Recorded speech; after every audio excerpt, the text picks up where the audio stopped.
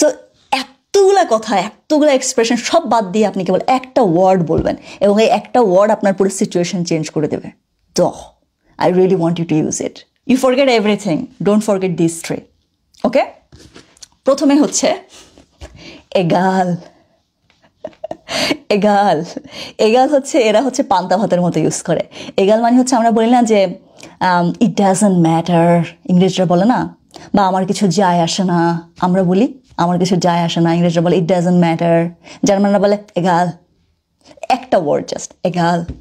So আপনি যদি কখনো ধরেন কেউ কিছু একটা বললো যে তুমি জানো অমুক তোমাকে নিয়ে কি বলছে, আপনি বলছেন এগাল, আর কি হয়েছে, কিচ্ছু না, ঠিক আছে। সো এরকম একটা এক্সপ্রেশন, জাস্ট একটা শব্দ আপনি কিভাবে এক্সপ্রেশন দিচ্ছেন সেটার উপর ডিপেন্ড করে। এই যে এরকম ফালাই দিয়ে এরকম দিতে পারেন আপনি এগাল, তুমি বলতে পারেন এগাল।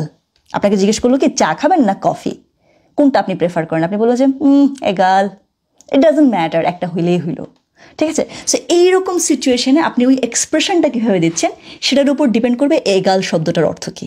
আপনি এটা খুব রুডলি বলতে পারেন, যা ভাগ কী হয়েছে তাতে এগাল, অথবা আপনি বলতে পারেন চা কফি খাওয়ার ক্ষেত্রে না এগাল, ইটস ওকে, একটা হইলেই হইলো, ঠিক আছে। So the sound you make changes the meaning, the expression you give changes the meaning.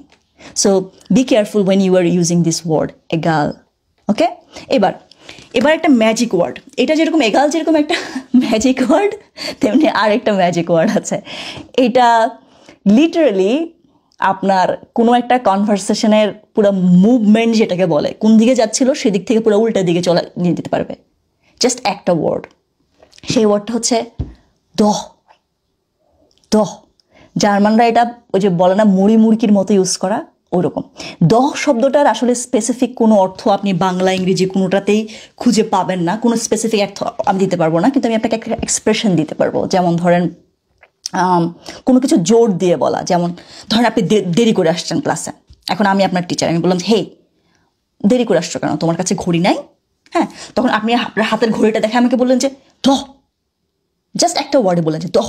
হ্যাঁ, আছে তো এই যে আছে তো এই যে এত কথা বলার দরকার নেই, আপনি জাস্ট বলবেন যে দহ, ঠিক আছে।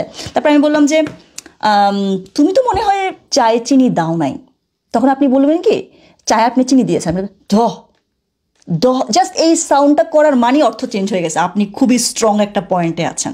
দহ, you really need to say it in a way like you mean ইট।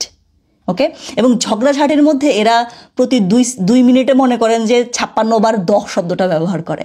আর একটা প্রবাদ আছে এই দহ নিয়ে, যে যত বেশি দহ ব্যবহার করে তার কথা তত বেশি জার্মান শোনায়, কারণ জার্মানরা কথায় কথায় দহ, হ্যাঁ এটা করছি তো দহ, ঠিক আছে, এই শব্দটা ইউজ করে। So you can use it like on the basis of like where do you want to use it. ঝগড়াঝাটি বা যে কোনো সিচুয়েশন হ্যান্ডেল করতে গেলে বলছে দহ। হ্যাঁ, যেমন আপনাকে বললো যে তোমার তো মনে হয় জীবনেও যে হারে তুমি খরচ করো জীবনেও তুমি টাকা পয়সা জমাইতে পারবা না, ব্যাংক বাড়ি করতে পারবা না, এরকম টাইপ আর কি। আপনি বলবেন যে দহ, আরে করবো তো। সো এতগুলা কথা, এতগুলা এক্সপ্রেশন সব বাদ দিয়ে আপনি কেবল একটা ওয়ার্ড বলবেন এবং এই একটা ওয়ার্ড আপনার পুরো সিচুয়েশন চেঞ্জ করে দেবে। দহ, I really want you to use it. Okay, and then আরেকটা শব্দ, this is like how can I say ইট।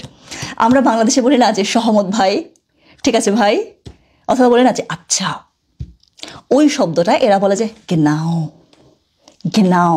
হ্যাঁ, যেমন কিছু একটা বলছে আপনাকে এবং আপনি সেটার সাথে একমত, আপনি কথা শুনছেন, আমরা কথা শুনতে শুনতে বলি না যে আচ্ছা সেই এক্সপ্রেশনটা ওরা বলে যে গেনাও, গেনাও। অথবা যখন খুবই এক্সাইটেড আমাকে গেনাও, এক্স্যাক্টলি, ঠিক আছে। সো এই এক্সপ্রেশনটাও আপনি এখান থেকে দিতে পারেন। ওকে,